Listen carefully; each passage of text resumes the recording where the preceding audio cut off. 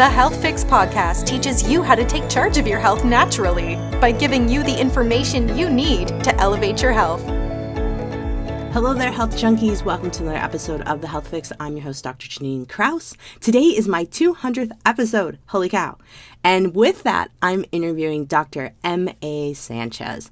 She is a neuropsychologist and a psychologist, and she is an award-winning, 3-time best-selling author. She's been featured on every imaginable TV channel you can think of. She's been in the Wall Street Journal and USA Today. She's an executive coach and speaker, specializing in organizational and business consulting, as well as coaching for high-performance individuals, teams, and organizations. She's on a mission to impact 1 million leaders and help them transform their professional lives by teaching them how to accelerate their career trajectory, by helping them to acquire necessary and critical leadership skills, earn what they're worth, and recognize their value. This is awesome, because what I see in my practice is your health declines if you are not happy and fulfilled in your career. And this happened to me. It happened to Aimee as well. And so she is not wanting anyone else to go down that pathway.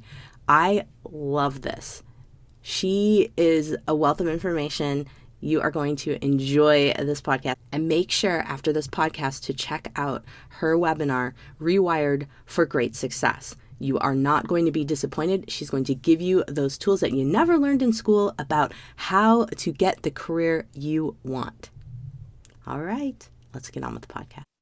Hello there, health junkies. Welcome to another episode of The Health Fix. I'm your host, Dr. Janine Krause, and I have Aimee Sanchez on today with me. She is a doctor, and in particular, like me, she is still working, seeing patients, and kind of juggling the career of online universe, but in particular, she's on a mission.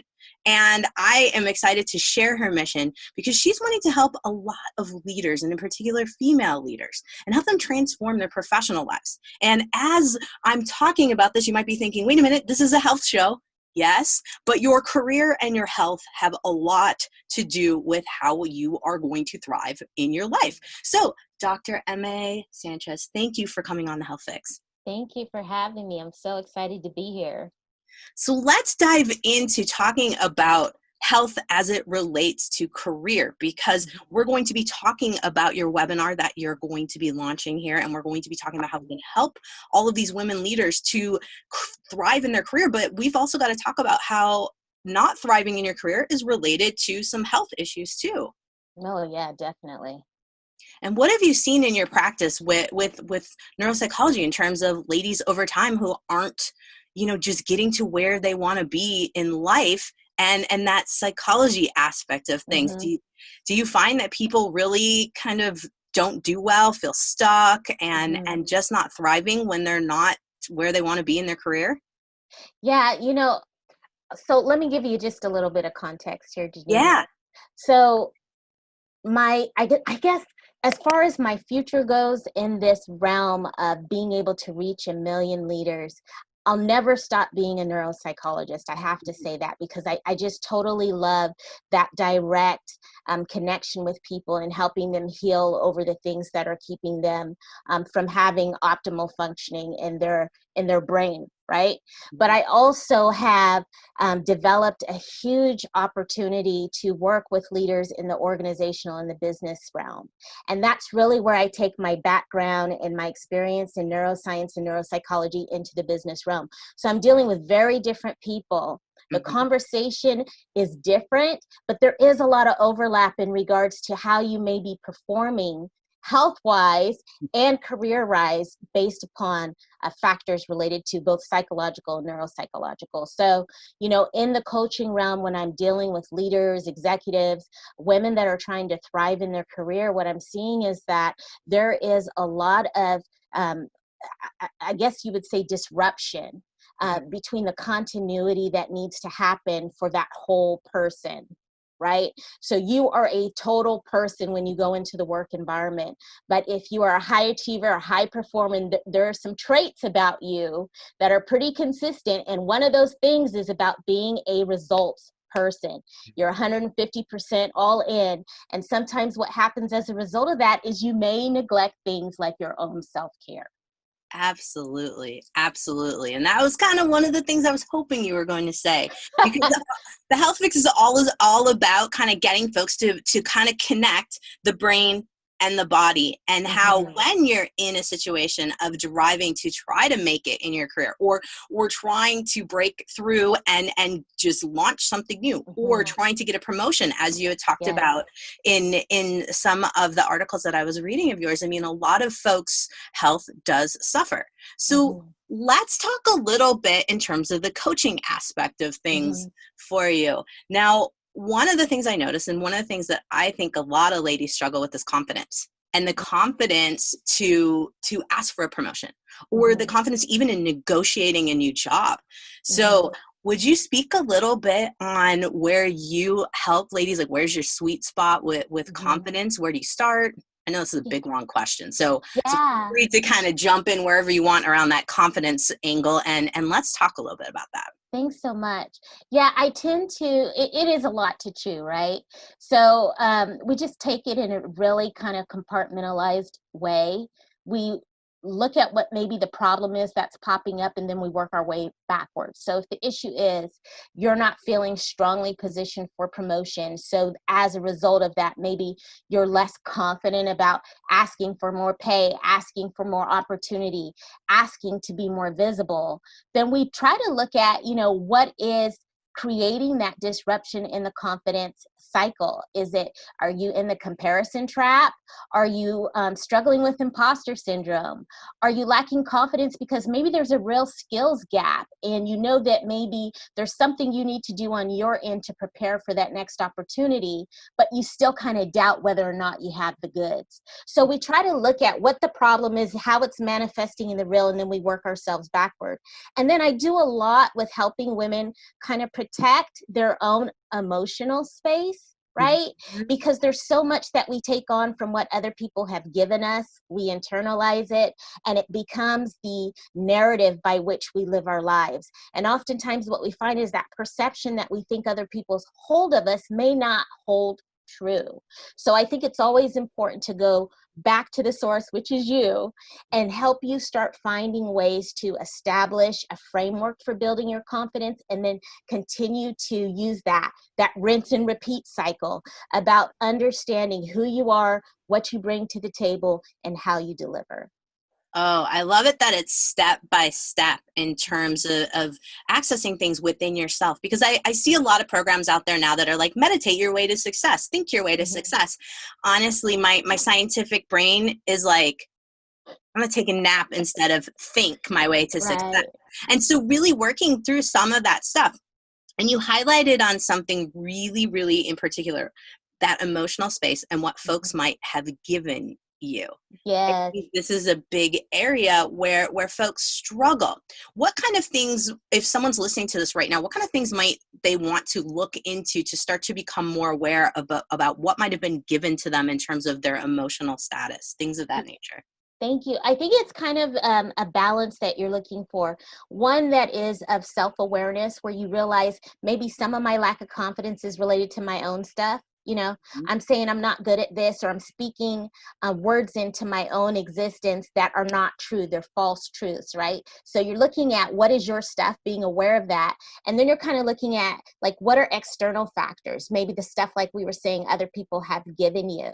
And so I think it's important to understand that sometimes the environment, I always work with my clients on understanding about the 60-40 principle. There's 40% of things that maybe you can't control for, like unconscious bias, gender bias, racism, intersectionality, maybe the fact that you're the only woman in a male, predominantly male working environment, or maybe you're working in a hospital. That 40% might be something that you don't have the ability to impact pervasively right now, okay? But that 60% is all you. So it requires that when you have the opportunity to show up, that you show up impeccably. You serve from a position of excellence. And so that's where I try to get people to shift, because we understand about the things that feel like they're roadblocks or stalls to our career. We understand that thing, and sometimes it just feels unfair, right? But it doesn't mean that you have to stay there. Like, it's always going to be like this. And so I work with women on being able to be intentional about how they want to grow, but also being very, very strategic. I like that. Strategic, strategy. That's probably like Yes. my favorite word lately is I need a I know. strategy. I need a strategy for this. I need a strategy for that. So I'm seeing here that if someone's wanting to come to work with you, and in particular, you have a webinar coming up. Rewired for Great Success. And then it's called the Career Confidence Webinar. And we're going to teach you how to powerfully position for a promotion, pivot, or transition. Okay. Now, the reason I wanted to put that in right now is because strategy. And what happens to a lot of folks, and I see this in my practice, I'm sure you see it over and over again. That's why we have jobs. We help people with strategy. And this webinar is going to give some folks some insight, of course, into strategy. And what I wanted to really kind of jump into about strategy and about kind of where this webinar lands them is this webinar going to be much more of giving them the tools to get started and to move forward, and with the opportunity to maybe work with you one-on-one? Yes, absolutely. And, just like you, Janine, I am a researcher, scientist, practitioner at heart, right? So I'm always about the results, man. Show me the receipts, right? So I always feel the same compulsion and really obligation to the folks that I work with to not just keep them all in theory, right? But to also give them some application, something that they can utilize and put into action. I think that is the most valuable. And so that's what this webinar is going to be. It's going to be a little bit of teaching, and then it's going to be some hands-on practical stuff to help you know exactly how you can go about accomplishing your goals and getting the kind of results that you're wanting. I love it. I love it. So in terms of ladies that, because you were talking about a pivot, in terms of ladies that might be thinking, what does a pivot mean? Let's talk a little bit about what pivot means and what that means for a career. Because I think when I was younger and got into the naturopathic medicine career and acupuncture career, I was like, there is nothing else. There's nothing I can do. It's like, we're going this direction. That's my beam. And learned, well, wait, I can do podcasting. I can do this. Yes. So let's tell folks, talk a little bit about pivoting it and why that might be something to actually entertain or think about. That's a great question. For me, pivoting really is a subjective term, but essentially what it means is you're deciding to take a different slant on your current career. So however that could be, the pivot could be that, like, maybe you're an attorney and you've been working in one industry and you're thinking about pivoting into a new industry. I have someone that I'm working with now that's been working in recruitment, and now she wants to shift into working with healthcare administration and management. Like, it's a pivot. She's still an attorney bringing those skills in law into that new environment, but now she wants to have a different focus for her work. So pivot can be something that simplistic, or it could be even a grander pivot where you think you're totally going to hop industries. I'm going to do something no one ever thought I would do. I'm going to stop being an accountant, and I'm going to hop into working in this industry where now I'm going to be an entrepreneur, or now I'm going to be, working in a totally different industry. Maybe I'm going to be a CEO, or I want to work into a president or VP position for a corporation. And so I focus a lot with my clients on helping them identify what their transferable skills are. I think that's important because, we have it's a mix. For myself personally, and a lot of the programs that I've created are inspired out of my own journey, having that balance between having been formally trained to be a doctor and thinking there's only one way I can do this, right? And then becoming an entrepreneur and saying, I could really create my own experience. And so that's what I'm trying to help people do in the corporate realm. So when you think about your career and you think about what you want to do, we talk about transferable skills because I think it allows you to have financial empowerment and freedom in your career journey, where you never have to feel like, my career is at the hands of this organization or this entity or this industry. It's really giving you the opportunity to create whatever kind of professional experience that you want. Oh my goodness. Where were you like 30 years ago in my career? It's, you know, it's I was doing the same thing you were. right. It's like, They don't teach us this. This is exactly this is what it's all about, right? We are highly educated women, and there's a lot of women here listening today that are highly educated, but school doesn't teach you about how to hustle. It doesn't teach you about how to market yourself. None of that. Matter of fact, everything that we've learned about career trajectory is wrong. It's wrong. Putting in resumes and asking for a job, that's one way, but it's not the only way. And so really what I'm trying to do, I'm serious about this, about empowering women financially, to start from the basis of the conversation, not about, can you please give me a job? But do you know who I am? That's a different conversation. And so we put a lot of emphasis on professional branding and putting you out there as a person who's dialed in on your skill set and what you have to offer. But what I was going to say about that too is, you know, I'm into lifting and amplifying other women as you climb. I think the idea of cultivating relationships and leveraging community is extremely important, especially for women leaders. And so I think that's always a part of the work that I'm doing with women, is teaching them how to build those relationships. But the other piece, it's a comprehensive approach, right? So you cannot negate the importance of caring for yourself in this, because I can teach you all the tools. I can help you be able to put yourself out there and market yourself. I can teach you how to create the relationships. But if you're running yourself ragged, doing 150% on a 30% tank, you're going to exhaust yourself and, you know, experience something like adrenal fatigue, or you're totally going to burn out. And so it's the whole picture. It's not just one piece. Does that make sense? Oh my gosh, yes. Yes, the adrenal fatigue thing is huge. And the burnout, it kind of goes hand in hand. Kind of And these leadership positions, it's high, right? There's so many. I mean, you hear about it more with men because women don't talk about it, and it's probably because we're not adequately represented in that space. But you hear about these male CEOs having heart attacks, or, you know, they've had a triple bypass, or what's all that? It's the work stress. Marriages fragmenting and falling apart. You see what I'm saying? And so this idea about caring for your whole self as you climb in your leadership journey cannot be understated. It has to be a primary focus of where you see yourself going and how you start to drive culture and whatever organization you end up giving and lending your skill set to. Otherwise, if those boundaries continue to be disturbed, people are going to treat you like a doormat. And so we can't do that. That won't get you any further. Oh, absolutely. Absolutely. I think that's I mean, the whole burnout, the whole concept of and I think part of it too is that some of us, while we're climbing the career ladder, are a little scared to say something when we're feeling overwhelmed. This happened to me back 2015, 2016. I was in a partnership in a spa, and I was trying to impress my new partner. Like, I can do this. I can work so hard, to the point where I ended up giving myself a lovely case of anxiety and all kinds of things where I was frozen. I couldn't speak really well. I mean, I was like, I think I have brain damage. Yes.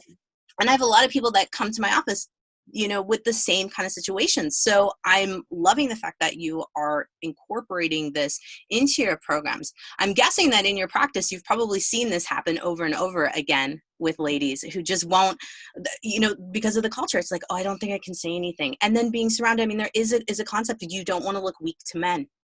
Yes, very much so. And, you know, like I said, you know, having the neuropsych practice, the idea with that is that I usually work with people that are coming from a basis of impairment, right? But in the coaching industry, that's not the issue. I'm dealing with very high functioning people. And so the markers for having setbacks are not as clear to you, because you think, hey, I'm going to work every day. I'm making 6 or 7 figures a year. My family's intact. You know, I'm doing okay. But maybe you're having panic attacks in the parking lot before you're going into a high stakes meeting because there's so much stress. Like, these things we overlook. And so I'm saying it's a real phenomena. It's a real phenomena. And no, it's not clearly just eradicated by you working on your confidence, I would be foolish to say that that's a cure-all. But what I would say is that self-awareness is extremely important, because the more that you become aware of what your triggers are in the types of situations that cause that tripwire of, okay, now I'm having anxiety, and then a week from now it's anxiety and I can't sleep, and then it's anxiety, I can't sleep, and now I'm having a full-on panic attack in the parking lot. Some people maybe aren't having panic attacks, maybe adrenal fatigue. I had that myself, and I was out of work for 9 months because I could not work. I almost lost my life because it exacerbated other health problems, because I was ignoring the signs. And so this is what I'm saying about self-awareness. The issue with your health doesn't look the same for everyone. It's a very unique interplay, right? But you know yourself. And that's all I do for people is I kind of hold a mirror up to them and I ask them, what's going on, and you'd be surprised about all the stuff that comes out. You know it already. You just haven't given voice to it, and you haven't allowed yourself to embrace it so that you can change it. Embracing it, verbalizing it, that's the self-awareness part. It doesn't mean you have to stay stuck there. So like you're saying, asking for help. If I ask for help, you maybe think that means I'm weak, or my male counterparts will think that I don't have it all together. Asking for help actually is a sign of leadership, right? It's a strength move. Matter of fact, it's a boss move, right? Because then you're able to enforce those boundaries and delegate where you need to, so that you can be more efficient and perform optimally. And so I think it's that reframe that we as women need to be okay with. And it's the same thing when you're in a high performing job, and you have a family to care for, if you have a family, and it's the same thing, hey, I'm mom and now I'm homeschooling, I'm running my business, I'm having meetings all in the same workspace. And so home was the place where maybe I could have some restoration and rest, but now it's primary for everything. So there's a lot of folks I'm seeing now that are starting to become overwhelmed at home, right? Because we're shut in. And now what do? You still have to have that acknowledgement that that's what's going on. And then you've got to create these breaks for yourself. That's why I really talk about these mental sprints that you can take for yourself. Mental sprints. What is that? It's a break. Take a break. And you'd be surprised. You come back, you're more creative, you feel refreshed, but it's counterintuitive to think, okay, to work better and smarter, I need to take a break. We don't do that. It's true. I have to fight with people. I'll be like, I'm like, legally you have to take, yeah, you're working from home. No one's monitoring you. I'm like, but why is it that folks who smoke always get the breaks? Yes. The folks who don't do not take breaks. I'm like, we need to figure out smoke breaks here for the folks that don't. Yes. It's so easy. Not easy, but I should say basic, that I have to say, okay, get up, go get some water, go to the bathroom and eat. Those are 3 things. I had another client, very high performing VP at an organization, that I had to say, go to sleep. That was her assignment. Go to sleep. Mm-hmm. And then she found she was able to think clearer. She was more refreshed. She was better engaged with her children. It's these simple things. And really, I'm not a magician, but really I just kind of hold that space for people and tell them that it's okay to have that in a safe place. And then you'd see what happens when people know that they have permission to do it. And then, you get down the line, you don't need somebody like me to do it because you're doing it for yourself. I think that's a really important concept there, is having someone come help you bring the awareness with you. You kind of work together, and then it's on repeat. And really, this is the thing that I kind of try to keep reinforcing with my folks. We start with one thing, we reinforce. And the sleep, start with sleep, reinforce. Now, as a neuropsych doc, you probably have some really good data on what sleep deprivation does to folks, and how it starts to decline over time. And then add in a little bit of sleep apnea, which seems to be quite common. Mm-hmm. And now we got some other stuff going on here too. Your whole health is. It's a perfect storm if you're not careful. And so that's why it's just so important to kind of reel it in. And, confidence is one of those things. You think of it as a mental element, confidence, But like I said, there's the emotional, psychological aspect that affects the physical, how you show up in your behavior. And so getting the confidence in line is it's critical so that you can focus on what you need to focus on. Absolutely. Absolutely. Now, you talk a lot about on your website about helping leaders build their executive presence. And you Mm-hmm. alluded a little bit like confidence, but also talked a little bit about how culture and Mm-hmm. lifting other ladies up. It's not a competition against each other. Mm-hmm. It's helping each other. Because I do find that like the claws come out a lot on ladies, and it's like why are we not helping each other? Especially in the career universe, it seems like there's a lot of like backstabbing stuff going on. I will hear from patients, and I'm like, oh, I'm glad I'm not in the corporate world. Holy cow. Yes. So how do you work with that on ladies in terms of not falling into the gossip realm, not Yes. falling into that, and really giving it the presence of like, I'm gonna here to take care of everyone. Mm. Yeah, there's two sides of the coin on that one, you know. So I think I wrote an article about this a couple years ago called the queen bee syndrome, right? And that queen bee is the one that if you get too close, she's going to sting you. Because it's like you said, that claws come out. There's a lot of infighting. Maybe there's conflict and competition all in the same environment. And whether you're the queen bee and you're listening to this, or you're the one who's in the interaction with the queen bee and you maybe have been stung a couple times, I think it's important to think about, and I come back to strategy and intentionality, because a big piece of what I do with helping women leaders affect their executive presence is thinking about the types of perceptions that you want to put out there, right? And this is a combination of you having a hand in shaping how people see you, Mhm. and also working with the idea of you being more visible as a leader, that those perceptions are shaped by what you choose to show people and also how often you show up. So if you're showing up as a queen bee, you're creating the perception that comes along with that. You're hard to work with. People don't really like you. Maybe they're afraid of you. And maybe that works for you in your environment, but it's not necessarily sustainable when it comes to your professional brand. People don't hire you for that, right? And you don't maintain long-term relationships that way. Matter of fact, you have to keep looking over your shoulder if you take that on as a persona, because just as much as you're cutthroat, people will be the same way with you. It's the same reciprocity. Now, if you're dealing with the queen bee idea in some form or another, and you're wanting to know, how do I navigate through this? How do I not look like I'm less than professional when I'm dealing with someone who could be negative? Maybe they have really poor handle on their emotions and they're yelling during meetings or throwing stuff, or, you know, how do I not meet that same level of emotion?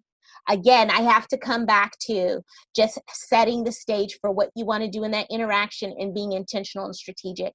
And then sometimes what it requires is, you know, if you're dealing in a situation that's that far out on the continuum, that you have a strategy. Sometimes it involves human resources or personnel, or having a discussion with that individual in private, or making sure every time that you show up that you're bringing your A game. So despite what this person might be trying to imply about you as a professional, that other people see you in a very different light. So it really depends on the individual situation, but yes, definitely perception is a huge piece of that. Oh man, I think it's important to think about that. And I think it's also important to think about what you know, like you said, what you want to be perceived at, but also that you don't have to have the queen bee syndrome. You know, you don't have to be that person to gain, you know, authority, to gain leadership. It seems that in some realms, some folks think they have to be cutthroat and very, you know, kind of almost mean. If you watch some of the Mm-hmm. TV shows, it's, you know, because unfortunately Yeah. a lot of us will have learned most of our information how to be social from TV shows. And you see like the dominant female making all the calls and being very serious, and then you think, oh, I have to be like that if I'm gonna be the Mm-hmm. boss. And oh, Or you think, you know, if there is no female model there, good or bad, that you have to reflect in the same way that maybe your male counterparts are. Like, you just don't know how to be your authentic self as a leader because there's no real model for that. And so that's the other thing that I help women with, is just finding that authenticity in their leadership. I'm used to, in my career, having worked over 30 years, always being the youngest or the only one of color or the only woman leader on a male leadership team primarily. So I'm used to working in environments where I may have to present in a certain way so that I get buy-in. And so that's exactly, I've taken from my own experience and inspired the programs that I have created to help women to be able to do the same. That's huge. That's huge, to be able to kind of adapt, but also feel like you are expressing yourself. And I think that's a huge skill that I don't even think I have mastered yet. So this is good stuff here. Mm-hmm. And so I want to kind of go back towards talking about your webinar, because obviously you have a lot of good information in there, and I think a lot of folks really can benefit from just listening in and getting some information. So guys, it's called Rewired for Great Success. Got it right this time. And you're going to be able to find it online. It's Dr. Sanchez CC webinar register. So Dr. Sanchez CC webinar.register. And I'll put it in my notes here for you all so that you've got that. You can check it out. I would love for you to give the audience some steps. Now, of course, the webinar is going to give them a ton of stuff, but if they're listening to this right now and they're like, I need to figure myself out to get myself moving forward confidently in my career, what would be like one or two things that they should be looking at right now to, one, prepare themselves for your webinar to get the most out of it, but two, also to start moving forward in their career and setting themselves up for success? Yeah, thank you. I think we talked a lot about that self-awareness is one of those things that is going to be huge no matter where you are in the stage of your leadership. So self-awareness, and it's not something like once you got it forever. It's something that you need to keep revisiting, right? And so self-awareness is something that you need to prepare to embrace, but also start working on. You can start working on that today. The other piece is identifying career clarity, right? That's part of what we're going to do in the webinar experience, about helping you to understand how to achieve career clarity. But it's something to start thinking about right now. Thinking about where it is you want to go, maybe where you see yourself in the next couple of years. Don't think too far ahead. Don't think about 20 years, 10 years from now. That's too far away. Could change. Think about right now, right? Because if you're wanting to come to this webinar, you're saying that there's something going on right now that you want to fix. So think about that career clarity. Where is it you maybe want to be in the next 3 to 5 years? And if that's too far for you out, think about the next 6 months to a year. And then the third thing I would say is think about how much impact you could have in your career if you had a strategy. Because many of us are just kind of stabbing in the dark. We're waiting on that opportunity, someone to elevate us or give us that job. And that's not working, people. Has never really worked. For women in particular, I mean, look at our representation and lack thereof right now in the corporate industry. So waiting on someone to identify and lift you up is not going to be a way to do it. The traditional pathway to career advancement is not what we're going to be talking about here. We're talking about kind of breaking the mold and having a new way of moving forward. So think about how much impact you could make if you had a career strategy and what you would do with that influence. Oh my goodness. Even having you say that to me like 5 years ago on strategy would have been so helpful. So this is huge, because I think a lot of folks, that's the missing link, like I said before, strategy. Knowing that you can break molds. You don't have to wait for someone to give you a job. You create your own in essence. And then you basically, with your need, you're going, hey, I can help you. This is how it can be a benefit to you. And I think this is big stuff. This is big stuff. Dr. Aimee, I am so excited that we chatted, and I can't wait to see this webinar. So folks will go over, they'll register, and then once they register, it will come up in terms of day, time, and when everything's going down, yes? Yes. So we're going to be doing that on September 29th at 5 p.m. Pacific Standard Time, and it's called Rewired for Great Success, Career Confidence, okay? How to powerfully position for promotion, pivot, or transition. You can register at Dr. Sanchez CC-webinar-register. And there in that webinar, we'll take you through the process of helping you to position powerfully for promotion, and then we'll tell you about what you can do to get the kind of results and the outcome that you're looking for. So I look forward to seeing you there. Please come out because we need to, as women, create this movement where we are the one who's dominating the career promotion conversation. Absolutely. Absolutely. Ladies, this is great info. I'm going to be promoting it. And definitely, if you want to know more about Dr. Sanchez, you can go over to dravsanchez.com. That's her website. She's on LinkedIn as well.